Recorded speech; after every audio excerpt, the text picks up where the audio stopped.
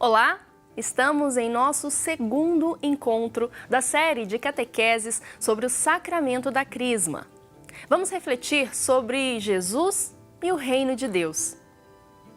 Uma pergunta que se faz necessária é: quem é Jesus?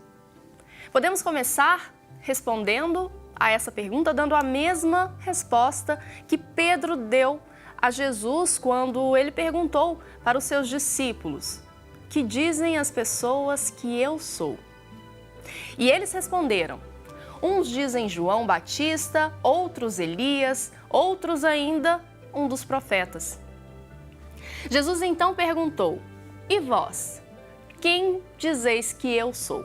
Pedro respondeu: tu és o Cristo. No Evangelho de Jesus, segundo João, encontramos a melhor forma de expressão de Deus na existência humana de Jesus. Ele é o Verbo, é a palavra de Deus. São João diz: a palavra se fez homem e habitou entre nós. É o ser de Deus presente em uma vida humana. E para nós, hoje, quem é Jesus? Podemos responder que Jesus é para nós uma pessoa fascinante, não só pelo que ele fez no passado, mas principalmente pelo que ele continua fazendo em nossas vidas. Ele é o Messias, é o Filho de Deus, aquele que nos revelou que é o Pai e nos ensinou como fazer a vontade do Pai. O que é o reino de Deus? Para falar do reino, Jesus utilizava de várias comparações: a semente, a rede jogada ao mar, as festas e os banquetes. Para ele, o reino de Deus não é um território, mas o reinado de Deus. Onde se faz a vontade de Deus, aí está o reino. O reino de Deus é para todos, especialmente para os pobres, os famintos, os sem casas, os tristes e oprimidos. O reino de Deus é uma nova ordem de justiça, de liberdade, de amor, perdão e paz. É a vida plena. Jesus se referia a um reino que não poderia ser construído sobre os valores do mundo, riqueza, violência, poder, mas na pobreza, no serviço e na fraternidade. Segundo o Papa Francisco, é preciso coragem para fazer crescer o reino de Deus. Inspirado na passagem em que Jesus compara o reino de Deus a um grão de mostarda e ao fermento, o Papa diz que são dois elementos pequenos, mas que possuem uma potência interna que cresce. E assim é o reino de Deus. A sua potência vem de dentro. Assim como de dentro da semente da mostarda sai uma força que desencadeia um crescimento inimaginável, tornando uma grande árvore de onde os passarinhos podem tirar seus alimentos, também de dentro de nós e na criação, diz o Papa, há uma força que desencadeia. Há o Espírito Santo que nos dá esperança. A plenitude do reino ainda está por vir. Jesus disse: o dia e a hora ninguém sabe, nem os anjos do céu, nem o Filho, somente o Pai. Porém, o reino já chegou, já está acontecendo. Onde se faz a vontade do Pai, onde se pratica a justiça, onde se vive os valores do Evangelho, lá está o reino acontecendo. Mas qual a proposta de vida de Jesus? Depois que João Batista foi preso, Jesus convocou a todos para se converter e crer na Boa Nova. Caminhando à beira-mar, ele encontrou-se com Simão e seu irmão André e os chamou para ser pescadores de homem. Também Tiago e João foram chamados para segui-lo. Em Cafarnaum, Jesus foi à sinagoga e pôs-se a ensinar. E ensinava com autoridade. Ele acolhia as pessoas, curava-as e convidava-as a segui-lo. Propunha-lhes nova forma de vida. Ao encontrar Nicodemos, disse-lhe ser necessário nascer de novo e explica-lhe: quem não nascer da água e do Espírito não pode entrar no reino de Deus. À mulher adúltera, Jesus disse: vá e não pequeis mais. Assim, Jesus se apresenta e sempre faz uma proposta de vida diferente e libertadora. Ele diz: vinde a mim todos vós que estáis cansados, e eu vos aliviarei. Mas o que significa seguir Jesus? Seguir Jesus é identificar-se com o projeto do reino, contribuir para que haja um mundo mais justo, mais digno e feliz para todos. Jesus inicia seus trabalhos convidando a todos a arrepender-se e crer no Evangelho, a boa notícia.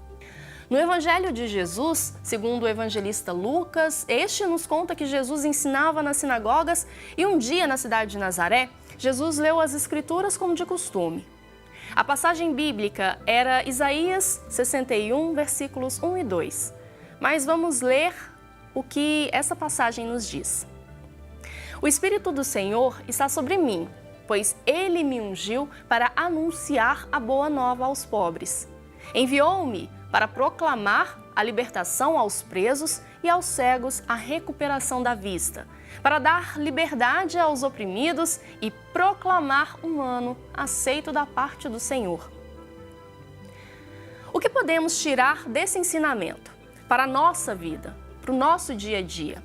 No tempo de Jesus, ele usava de muitos sinais, parábolas, provérbios. Um dos provérbios que ele transmitia era: não vos preocupeis com o dia de amanhã, pois o dia de amanhã já terá sua própria preocupação. E acrescenta: a cada dia basta o seu mal. Com essa mensagem, Jesus nos motiva a dar importância ao que merece estar em primeiro lugar, a obra de Deus Criador. Assim somos chamados a dar testemunho e viver para o reino de Deus. Nossa maneira de colaborar com Deus é cuidar da natureza, das pessoas e de tudo aquilo que Ele colocou à nossa disposição. Jesus disse: buscai em primeiro lugar o reino de Deus e a sua justiça, e todas essas coisas vos serão acrescentadas. Portanto, é necessário ter um compromisso contínuo com a evangelização, ajudar as pessoas para que todos estejam preparados para viver no reino de fraternidade e de paz que Jesus prometeu. Quais as consequências do seguimento? Para Jesus, os pobres são preferencialmente os receptores do reino de Deus. A pobreza como exigência para se entrar no reino é muito acentuada nos evangelhos. Não é uma pobreza espiritualizada, mas bem concreta. Lucas a frisa bem: ai de vós ricos, ai de vós que estáis fartos. Também em Mateus 19, versículos 24 ao 26. E vos digo ainda, é mais fácil um camelo entrar pelo buraco de uma agulha do que um rico entrar no reino de Deus. Ao ouvirem isso, os discípulos ficaram muito espantados e disseram: quem poderá então salvar-se? Jesus, fitando-os, disse: ao homem isso é impossível, mas a Deus tudo é possível. Para os discípulos e o contexto judaico em geral, o fato de uma pessoa ser rica poderia significar que ela gozava do favor de Deus. Jesus, porém, inverte essa posição. É possível que aos ricos, em virtude de sua autossuficiência e estabilidade, menosprezem o reino, rejeitando exigências para entrar no reino. Aquele que não renunciar a tudo o que possui não pode ser meu discípulo. Quem põe a mão no arado e olha para trás não é apto para o reino de Deus. Perdoar o irmão, não até 70 vezes, mas até 70 vezes 7. Em verdade vos digo que, se não vos converterdes e não vos tornardes como as crianças, de modo algum entrareis no reino dos céus. Ninguém pode servir a dois senhores com efeito. Ou odiará um e amará o outro, ou se apegará ao primeiro e desprezará o segundo.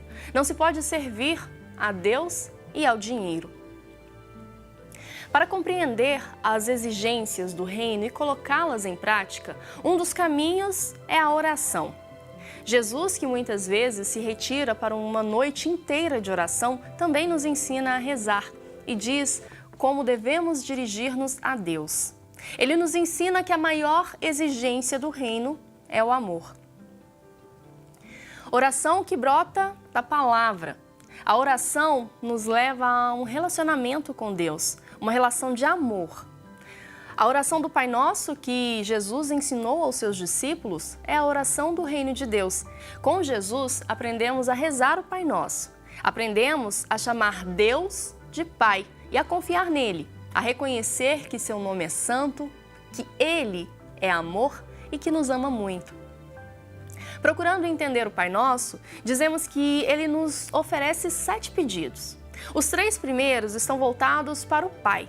Santificado seja o vosso nome, venha a nós o vosso reino e seja feita a vossa vontade.